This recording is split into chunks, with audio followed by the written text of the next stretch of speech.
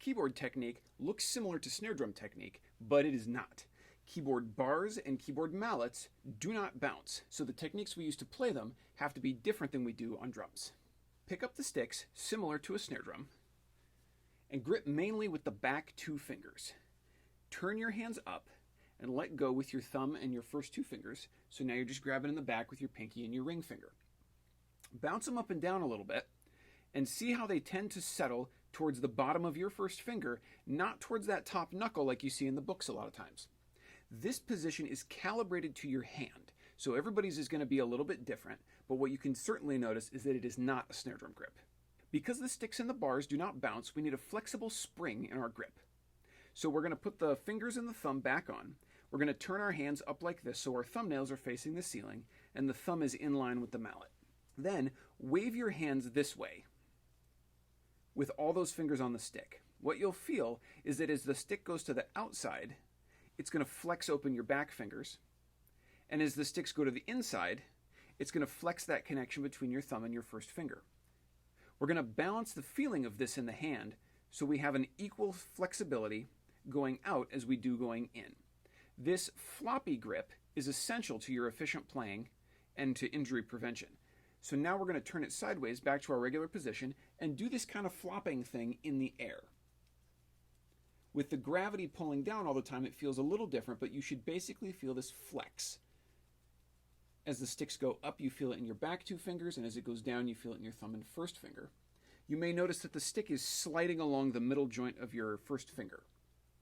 You can also put it up in the air like this and flop it in front of your face, and you can observe all of that as well in that position. Now, put your arms and mallets down all the way to your side and bring them up flat over the bars. Keeping those back fingers closed, we're going to lift the mallets up as high as your wrist is comfortable going. If you take a look from the side, you'll notice it is not fully vertical. If I wanted to make it fully vertical, go ahead and try this. Pull the mallet straight vertical and feel what that does up your forearm. You should feel the muscles are really tight, your tendons are pulling, stuff sticking out of your arms. Not good for you long term. So drop the mallets, shake them out, bring them up flat over the bars, and then pop them up to that comfortable position, not fully vertical. This is going to be the basic playing level we use for a while. So one more time, arms down, bring them up flat over the bars, lift them up as high as your wrists are comfortable going, so you see that not quite vertical position. I refer to this as typewriter position. There's an ancient machine called a typewriter people used to use to text each other. The way it worked was a big fan of every letter and symbol could fly in from a very steep angle, and they could all hit the same tiny spot on the page without running into each other. This typewriter position for mallets is basically the same idea. If I can go on one bar, I can actually play in exactly the same location. And you can see how the blur of the mallet overlaps, but they never run into each other. You actually can extend this down to make kind of an X pattern, where you see the mallets still don't run into each other, and I can even go another note. Because of the verticality of the stroke, I can play almost any note on the keyboard without danger of my mallets getting tangled up.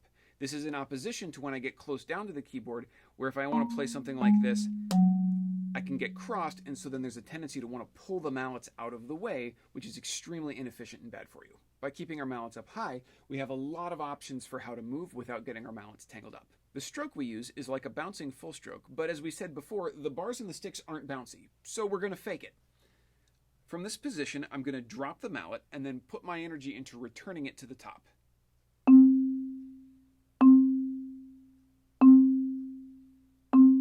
So I'm releasing the weight of my hand and the mallet together and putting my energy into returning the mallets up so they're right next to each other after every note.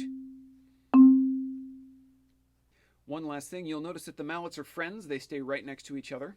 So this is my guide for where I'm going to return after every note that I play. As we play notes that are in the upper and lower manual together, I can actually push and pull this entire unit together. If you look at it from the side, you can see that my elbows are traveling back and forth away from my body, but the mallets can stay together at every point in time. This is a slightly stylized way of playing, but it's really useful early on to get you a basic understanding of how your mallets relate to each other.